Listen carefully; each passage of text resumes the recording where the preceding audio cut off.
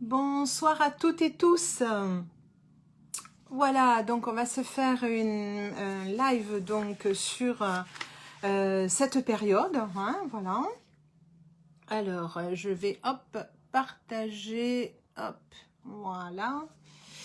Voilà. Ben écoutez, j'espère que vous allez bien avec cette continuité dans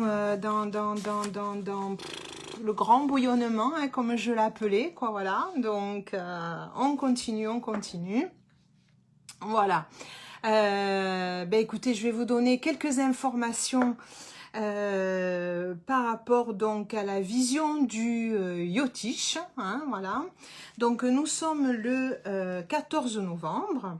Alors il y a j'allais dire, beaucoup de changements dans les demeures, dans les mouvements, j'allais dire donc lunaires. Donc 14 novembre. Donc aujourd'hui c'est alors la fête de Diwali. En fait c'est sur 5 jours, hein. En fait, ça commence donc du 13e jour, donc de la quinzaine qu'on appelle sombre du mois de Ashwina, hein, pour ceux qui me suivent un tout petit peu. Bonsoir à tout le monde, voilà. Donc, comme je disais, je vais aller de plus en plus, donc en fait, expliquer ce qu'on appelle donc les nakshatras, ce qu'on appelle donc les demeures lunaires. Mais on a aussi ce qu'on appelle donc en fait les quinzaines, hein, lunaires, quand on va vers la quinzaine où on va vers la nouvelle lune et la quinzaine où on va vers la pleine lune, ok. Et donc là, on arrive donc à la nouvelle lune. Et donc on va arriver dans ce qu'on appelle la période donc de la nouvelle, la période claire, ok. Et quand ensuite on va vers la pleine lune, on retourne donc en fait vers la pleine lune. C'est quand donc Shiva et Shakti ils se retrouvent. Voilà. Donc Diwali, alors Diwali c'est une grande fête en Inde. Alors c'est un peu différent. J'allais dire dans l'Inde du Sud ou par exemple au niveau du Bengale. Donc ça commence donc puisque on quitte donc le mois qu'on appelle de Ashwini et là on rentre dans le mois donc jusqu'au 14 décembre dans le mois lunaire, hein, qui s'appelle Magar-Shisha, ok, au 14 décembre. Mais là, par contre, maintenant, on rentre à partir d'aujourd'hui dans le mois de Kartika, voilà.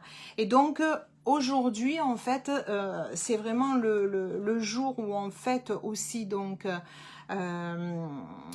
avec l'apparence, avec les beaux habits donc de Lakshmi, mais Diwali, la fête donc des lumières, pour la résumer, elle commence donc, elle est sur 5 jours, du 13e jour donc du mois de Ashwina, que l'on quitte puisque ça va se finir donc au 2e jour de la 15e claire du mois de Kartika. Et le mois donc de cette quinzaine claire, Kartika, ça commence aujourd'hui. Voilà. Donc, alors cette fête, en fait, elle tire son nom des lumières qui sont allumées donc le soir de la nouvelle lune pour faire revenir donc Lakshmi, déesse de la prospérité. Et le premier donc de Kartika aujourd'hui marque le début donc d'une nouvelle année selon le calendrier Vikrama qui s'appelle. Donc on utilise donc Vikrama, en fait il utilise une année sidérale solaire et des mois donc lunaires. Alors cette journée là quoi, en fait, parce qu'on a l'impression que c'est qu'une journée mais ça dure sur 5 jours, mais c'est vraiment la journée parce qu'en fait on célèbre le retour donc de Rama, et Rama en fait c'est le 7e avatar de Vishnu dans son royaume avec sa femme Sita. Donc c'est une grande histoire, hein, c'est des grands amoureux, Rama et Sita. Des milliers donc de petites lampes illuminent les rues et les bâtiments pour indiquer le chemin à Rama qui rentre d'exil après sa victoire sur le démon donc Ravana. Parce qu'en fait il s'est battu avec les démons parce qu'en fait son père comme il a mis sur le trône donc de ses frères, et il a envoyé donc pendant je crois 14 ans, 15 ans, donc son fils, donc Rama, allait combattre les démons, quoi, en fait, voilà. Et donc, du coup, là, ben, on lui fait donc une allée de lumière pour qu'il puisse donc se retrouver. Donc, du coup, en Inde, aujourd'hui, il y a des lumières de partout, partout, partout. Et donc, ce jour-là, on s'offre donc cadeaux, friandises, on porte de nouveaux vêtements pour accueillir donc Lakshmi, qui est la déesse de la fortune. Et au Bengale, eh bien, en fait, on fête Kali. Hein, voilà. Voilà un petit peu d'histoire. Donc, on rentre dans le mois de Kartika. Et donc, il est très cher donc à Sri Radha Madhava. Alors, c'est le mois le plus cher en fait au Seigneur Krishna parce que c'est le mois donc de Srimati Radharani. Je vais arrêter avec les noms des déités, des rois, sinon on va en avoir pour des soirées et des soirées. En fait, ce mois, il est rempli donc de l'amour du Seigneur envers donc ses dévots. Quels que soient les vœux donc suivis durant ce mois, donc ça commence aujourd'hui, même très modestes, ils amènent des résultats extraordinaires. Ok? Est-ce que vous avez bien travaillé à l'intérieur de vous? Alors, on rentre donc dans la phase lunaire qui est donc de la nouvelle lune et la 15e qu'on appelle donc claire, ok? Donc, ça veut dire que Shakti, qui représente la féminité, la création, acquiert donc une qualité supérieure. Et en fait, quand on a ces fameuses phases lunaires, ben, celle-là, en fait, c'est parce que on va se détacher de l'ego. On va acquérir donc des qualités ou une nouvelle formation, ou on va peut-être comprendre quelque chose en soi. Et on va les rendre à la nouvelle lune. Et en fait, chaque quinzaine, on recommence parce qu'en fait, on a toujours de l'ego. Voilà. Donc, petit à petit, au fur et à mesure, on en élimine. Mais c'est le propre de l'être humain, c'est ce qui est le plus compliqué. Et donc, du coup, le vrai travail profond, c'est vraiment arriver à se détacher. Donc, c'est une période qui est extravertie, hein, en fait, la période claire hein, qu'on appelle. Donc, c'est vraiment la période de la réalisation. On va vraiment donc mettre en avant tout ce qu'on voulait faire. Alors, les événements dans l'énergie. Parce que bon, là, on est un peu confiné. Donc, même si on a des idées, si on va les préparer. Donc, ça va toujours dans la suite que je disais, où on continue donc ces plans, hein, comme quand on veut construire une belle bâtisse, une belle maison, ben on va faire des bons plans, hein, on va imaginer de belles choses, quelque chose qui est bien solide, pour que on puisse justement après s'appuyer dessus, ok? Donc même si on ne va pas à l'extérieur, hein, il faut toujours imaginer au niveau de l'énergie, c'est-à-dire on n'est plus complètement rentré en soi, hein, complètement en méditation. Là, on commence en fait à mettre sur plan, peut-être travailler sur des sites internet, peut-être à visualiser comment on va pouvoir en fait travailler différemment aussi, comment on peut avoir une formation complémentaire donc en ligne, voilà, donc on commence vraiment à mettre en place sous une autre forme donc d'énergie et puisque et on va récupérer, alors ça c'est intéressant quand on connaît en fait la déité qui gouverne entre guillemets ce qu'on appelle sa nakshatra. Alors je le dis assez souvent, donc dans l'astrologie védique, hein, puisqu'on est dans le Yotish, donc on a bien 24 degrés de différence par rapport donc à une étude donc plus classique hein, d'astrologie, puisqu'on est sur une étude qui est sidérale, lunaire, hein, donc on a 24 degrés de différence. Et dans l'étude d'un plan natal, c'est-à-dire comment on regarde le plan de sa propre naissance, c'est-à-dire comment étaient placées les planètes au moment de sa naissance. Et donc notre Lune, hein, puisqu'on a après les mêmes planètes que dans un plan natal qu'on pourrait étudier avec l'astrologie occidentale, on va dire. Donc cette lune, pour la préciser encore plus, elle est liée à ce qu'on appelle donc les demeures qu'on appelle les nakshatras. Donc du coup, on a vraiment un complément d'information.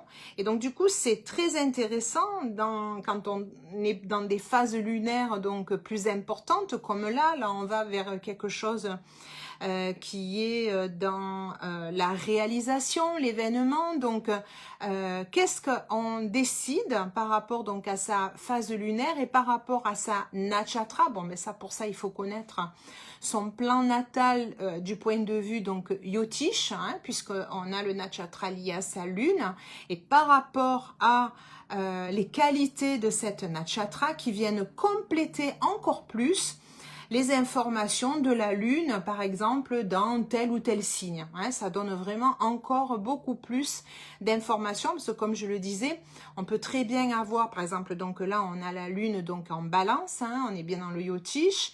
Il peut y avoir plusieurs personnes qui ont la Lune en balance, mais par contre, elles n'auront pas la même demeure, hein, c'est ça qui est important.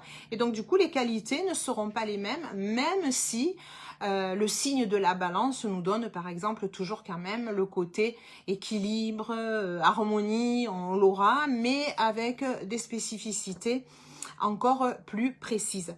Donc dans cette période-là, donc c'est l'événement dans l'énergie de la déité, donc puisque chaque nakshatra est gouverné par une déité, donc du coup ça va nous préciser encore plus l'énergie, hein, la forme d'énergie en fait, qui va nous définir encore plus qui je suis, comment je peux croître, hein, puisque là on va aller chercher des informations. Et donc du coup c'est d'aller travailler avec sa nakshatra qui personnelle quoi en fait, hein, pour donner encore plus donc d'informations et de précision de comment on peut travailler. Ok. Alors aujourd'hui, on va regarder d'un plan entre guillemets collectif, hein, même si le yotish il est vraiment là pour aider personnellement chaque personne, mais comme je dis souvent, depuis le début de l'année, ben, en fait, je vois que ça bouge tellement, il y a tellement d'informations que du coup, j'en suis venue à donner des informations, on va dire, un peu plus collectives et ça aide. Donc là, on a, donc avec cette nouvelle lune, on a la lune qui se retrouve donc en balance et elle est en conjonction donc avec le soleil et Mercure. Alors, la nakshatra collective, hein, là pour tout le monde, après chacun en fait à sa lune qui est placée dans un autre signe, mais ce qui est toujours intéressant quand même si on a sa propre lune qui représente donc les émotions, qui représente le mental, ça va quand même nous représenter dans qui suis-je profondément, c'est-à-dire l'élan de ce que l'on veut faire, qui nous donne aussi les informations de vers quel projet on veut aller aussi. Comment on se comporte hein, au niveau donc de notre mental. C'est pour ça que je dis c'est souvent intéressant dans la phase lunaire parce que là on est dans l'ego. Donc qu'est-ce qui va travailler pour pouvoir se détacher encore plus et d'aller encore plus vers sa pureté quoi en fait. Ok. Donc c'est toujours intéressant de regarder sa lune donc personnelle de son microcosme quelque part par rapport au macrocosme. Donc dans le macrocosme en fait c'est Vishaka. Et Vishaka, donc en balance. Alors, Vishaka, c'est la seule en fait qui a deux divinités, Agni et Ardra. Ok. Donc, Agni, qui est le feu sacré, qui est représentant donc le feu de l'esprit et les flammes de l'aspiration, et Indra est le maître des dieux qui a obtenu ses grands pouvoirs grâce à la méditation et au sacrifice de soi.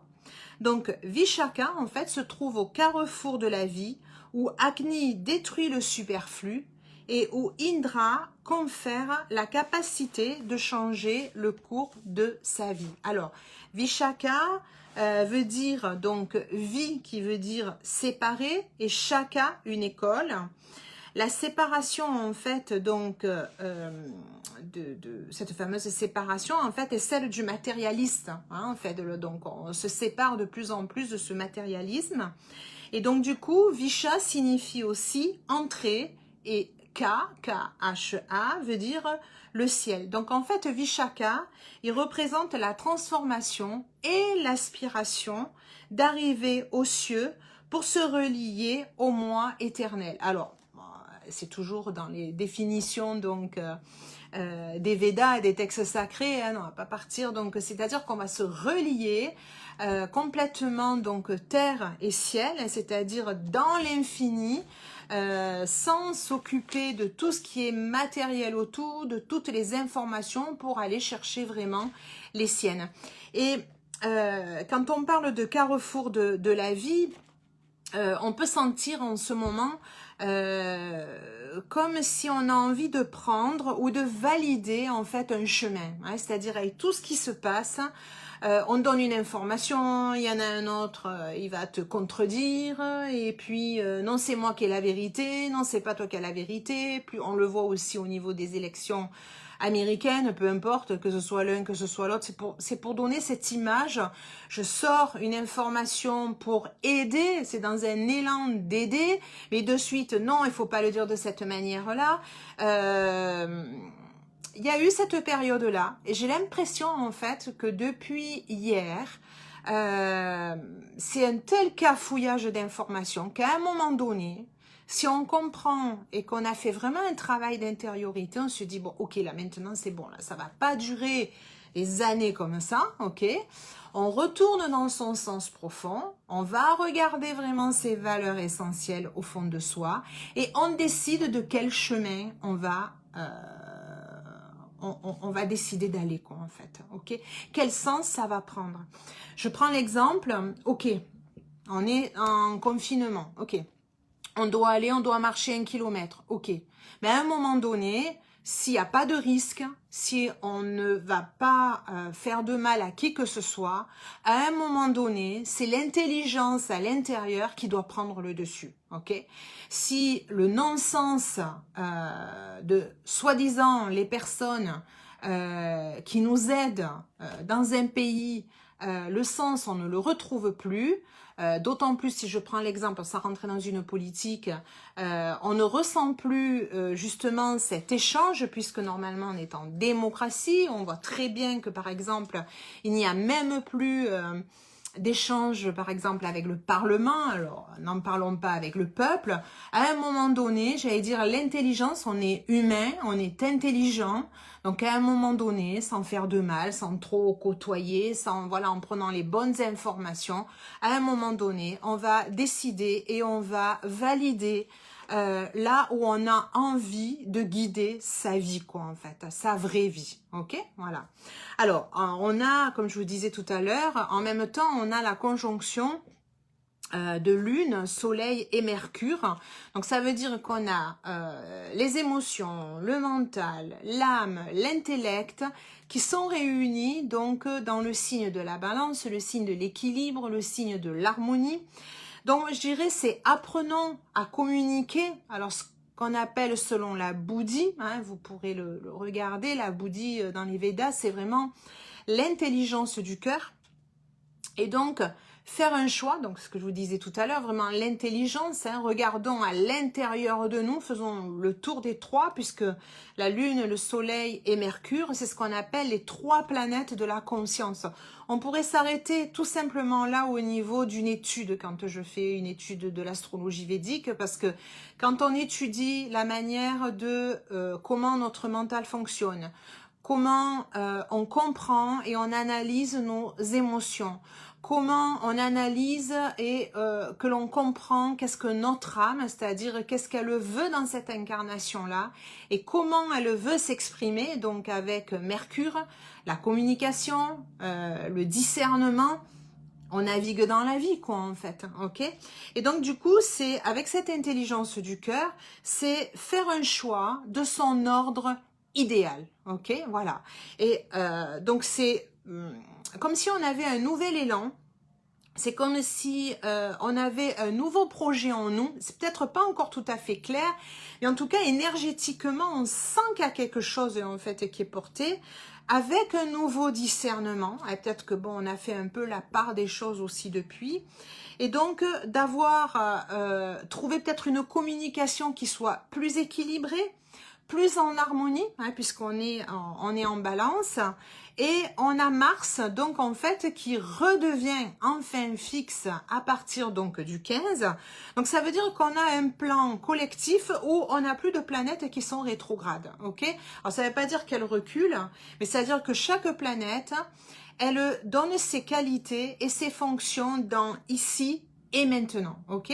Donc Mars est toujours en Poisson, donc c'est la planète du courage, la planète de l'énergie aussi.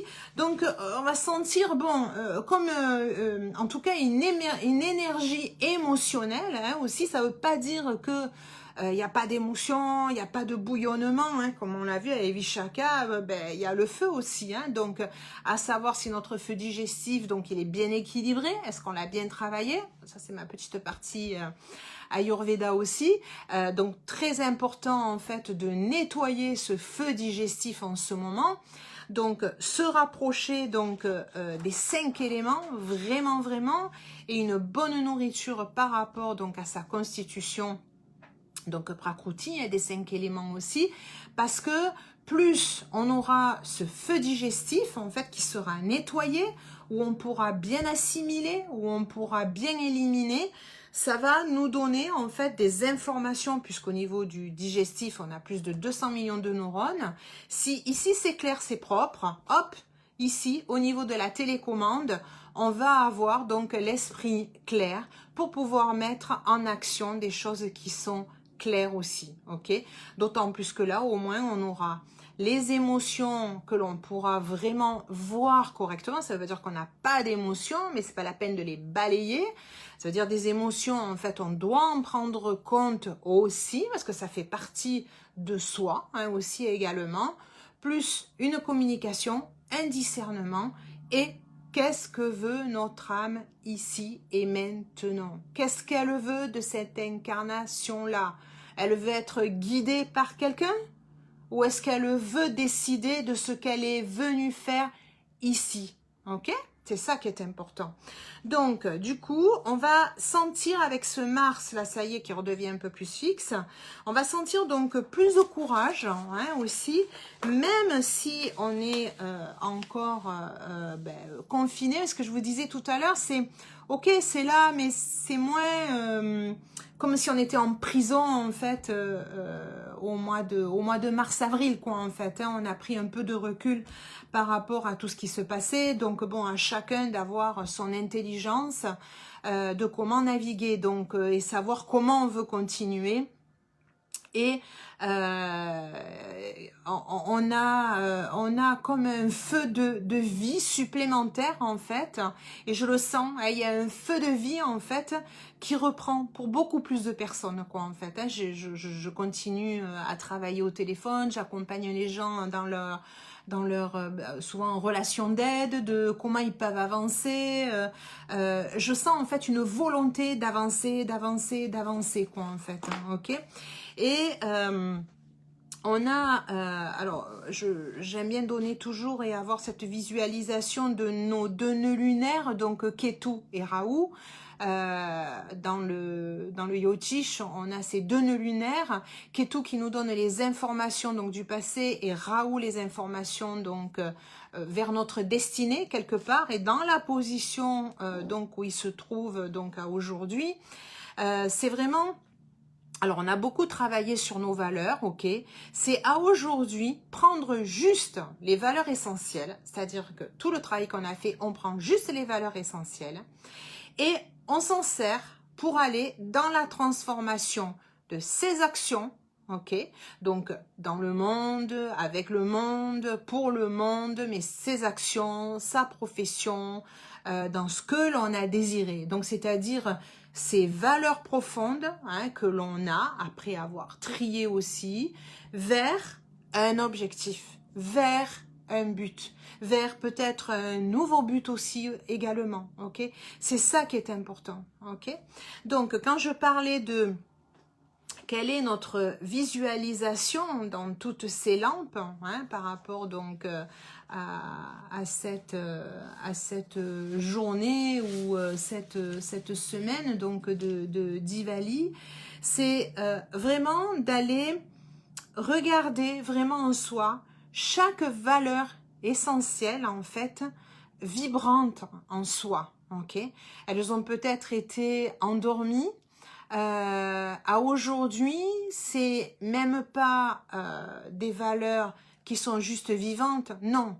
C'est d'aller trier, choisir les valeurs essentielles qui vous font vibrer, ok? Et ça va aider à éclairer celle de l'autre. Je m'entends. Si à l'intérieur de vous, vous refaites le tri, vous dites alors mes valeurs, comment je peux faire un nouveau plan, comment je peux avoir cette nouvel élan. Si ça vibre en vous, vous savez, le petit pétillement, le tout est possible, il n'y a pas de barrière, ça là, c'est ça la vie, ok? Et ça, si vous le vibrez, ben, l'autre personne à côté, elle va se dire waouh, qu'est-ce qui se passe?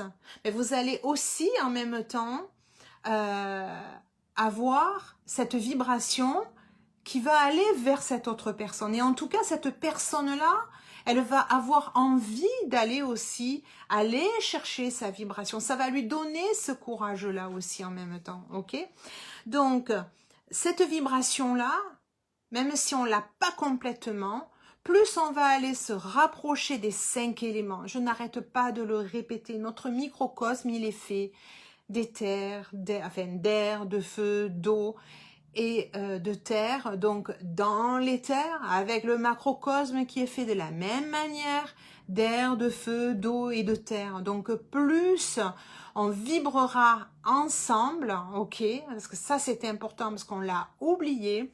Et donc plus vous allez vous permettre d'ouvrir ou de rouvrir en fait cette transcendance quoi en fait, ok, voilà.